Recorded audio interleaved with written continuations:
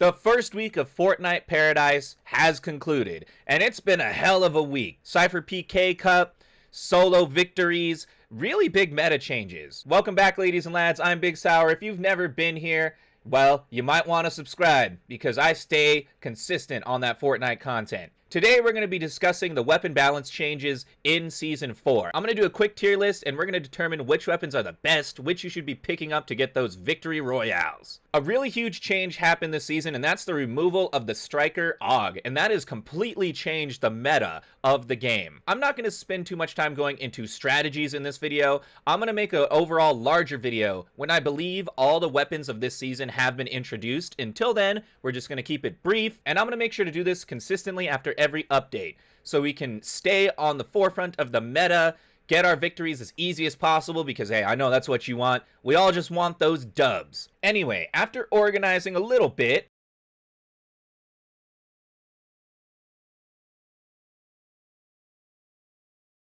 alright, we have finally organized this. It is time to get grading. Now, with the sniper, huge change. Snipers can now one-hit KO, even in zero build mode. And this sniper is infinitely better than the heavy sniper because it has 3 rounds. Not only that, those 3 rounds fly faster, they have less of an arc. This is a damn good sniper rifle. Honestly, if you can hit those shots, this would be an always. This should be an always, and if you can't hit the shots, you should pick it up and train yourselves. DMR, I really like. Big meta change of this season I already mentioned, AUG is gone. Because of this, DMR is a lot more powerful. It still has travel time, and it doesn't hit for as much as the sniper. So for that reason, I gotta put it in the A tier. The scopes are invaluable, and something that they've never fixed of the DMR is that when you aim down the scope of a DMR, you actually have a different line of sight than if you're aiming with a non-scoped weapon. You can see over minor hills, over rooftops. It actually gives you a perspective glitch. So DMRs, huge pickup. Arriving at the rifles, we have to make mention that there are a couple of SMGs in the game, and they are pretty good. But I feel like the SMGs are still kind of swamped by the rifle class, particularly the hammer. I don't think you're going to be picking up SMGs too often, especially if you're picking up a scoped weapon. Evochrome's big gimmick is that it evolves as it does damage, and this means you can actually evolve it by doing damage to animals as well. NPCs also. It's pretty easy to evolve in public lobbies, less so to evolve in competitive lobbies. That's why I have to put this Evo weapon as a B tier. Depending on what mode you're playing, it's kind of hard to evolve. It's important to note that when it reaches purple, it changes from a 3-round burst to a 4-round burst. But using it in practice, it feels a lot like the original burst rifles of Fortnite. And those were highly inaccurate, very unreliable, and I feel the same way about this gun until you really get it to its higher levels. It has to be a B tier, just too inconsistent. Now, Ranger Rifle, I feel like it's a better choice without the AUG in the game, but it is still also a B tier. It doesn't have the DPS to serve as an SMG replacement, but it is better than the hammer, more accurate at range. It's a pretty standard rifle, nothing amazing, nothing spectacular, no good gimmicks. In terms of the true rifle classes, the hammer is the one that excels. It has a high fire rate, though it only has 20 rounds, it has pretty decent bloom. If you're going up against an SMG with the hammer, you're more likely to win than with any of these other rifles. And even though I feel like it's been nerfed a bit, there really isn't a better option in the true rifle class. Try to pick up the hammer every time. That would be my advice. Next, we have the Evochrome Shotgun. Same gimmick as the Evochrome rifle in that it evolves by doing damage. But I feel like it's pretty inconsistent until you get it into the higher levels. You could be hitting for a 20 and an 80 within the same range. It also has a very unique reticule. If you've ever played Apex, it's very similar to the Mastiff in that all the pellets come out horizontal. This is actually pretty good in Fortnite because most people fight in a certain way where they're trying to dodge a square reticule. They'll go back and forth, 80 spam. 80 spamming against this gun is completely useless. You're still within the reticule, you're still going to get hit, and for that reason, I have to accelerate it. I don't know. I have to put it as an A tier.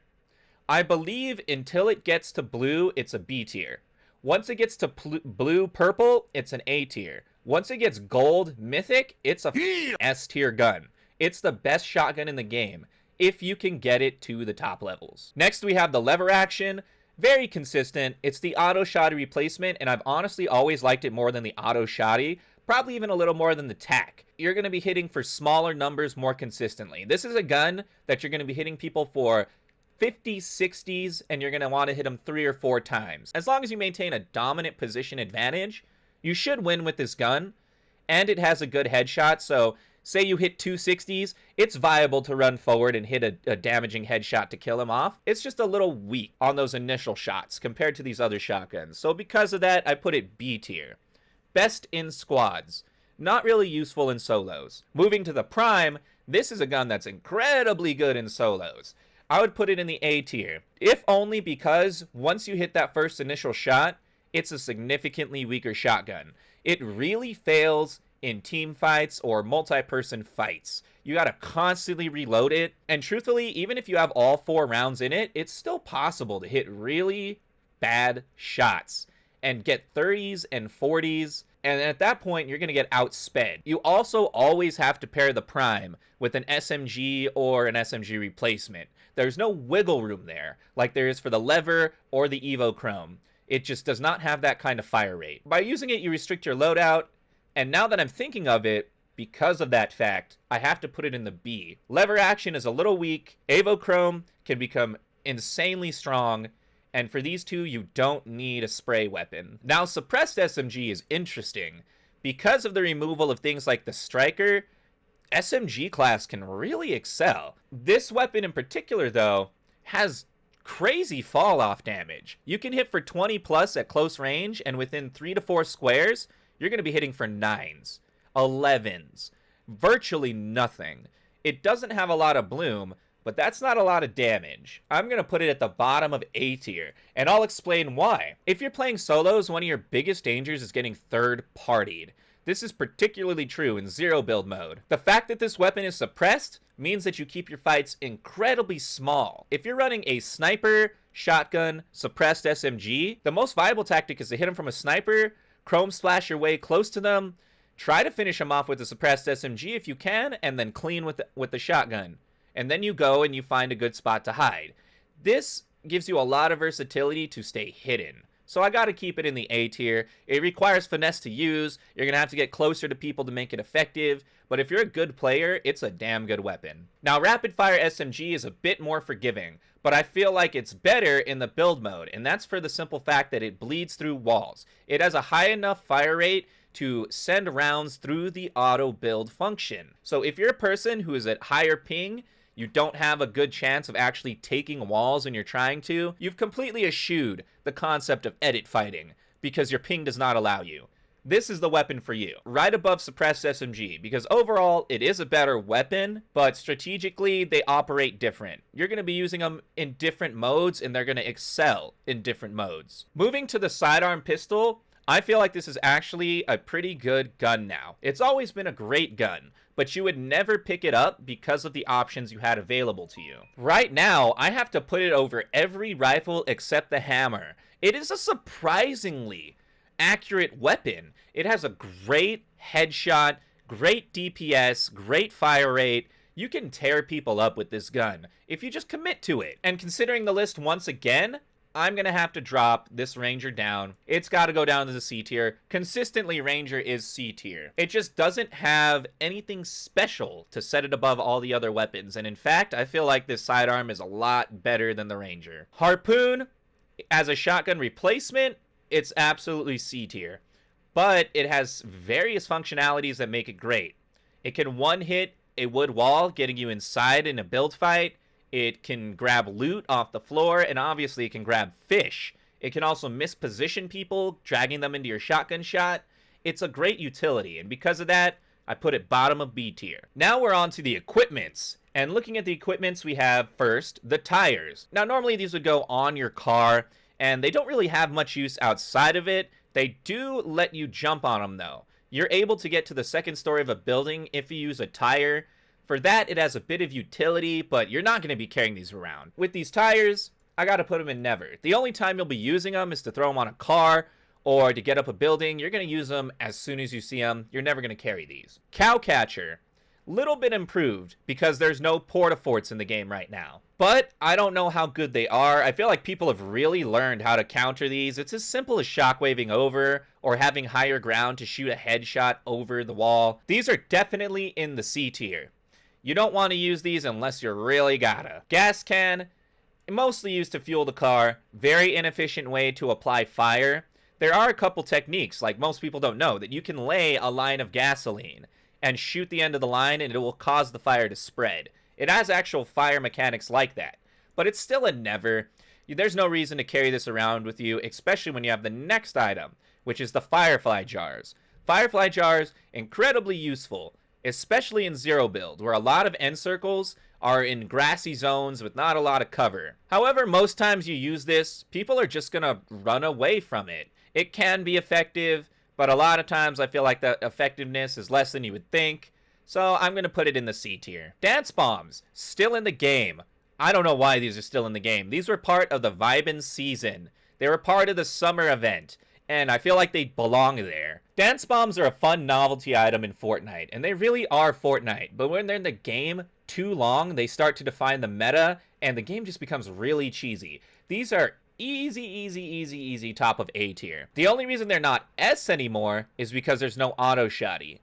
Using Dance Bomb to auto shotty was essentially free kills last season, but there's nothing that consistently hits 100+ damage like that fast. So they're top of A tier. You're going to require a little more finesse to use them, but really not that much. Shockwaves, an absolute always. Shockwaves are fantastic, especially if you're in solos. They get you out of situations very fast. They give you fall damage immunity. The only downside is that they launch you in an arc, so if you're against a really good player, you're probably going to get shot a couple times, but they're an always pickup. Right next to the shockwaves, however, in the S tier is the Evochrome Bomb. This is a very good item. So if you played during the Mandalorian season, there was a mechanic known as sand tunneling. This essentially gives you the power to sand tunnel anywhere on the map. It also allows you to change walls to Evochrome walls, which you can then phase through. While you're moving in the Evochrome form, your hitbox is distorted. It makes you harder to hit. If you're running around hills, you're a lot harder to see. And not only that, it actually increases the health of all structures by 150 health. So if you combine these with the Porta Bunker, combine these with regular walls, even trees and rocks, you're going to have better points of cover. It's such a damn good utility item. You know, thinking about it, I'm putting it over the Shockwave. Shockwave is very simple. Evochrome Bomb is for the brainy. This is going to give you high IQ plays. Sure, Shockwave's flashy, but it's super basic. You know how to use it. Evochrome, you're going to catch people in some weird situations with this thing. Now, if you're watching this video on the day it came out, the 5th anniversary of Fortnite has begun. The birthday event is here, and they've added back balloons. However, balloons are bad. I'm sorry, guys. I know some people out there love balloons. They're bad. You're going to get shot using a balloon.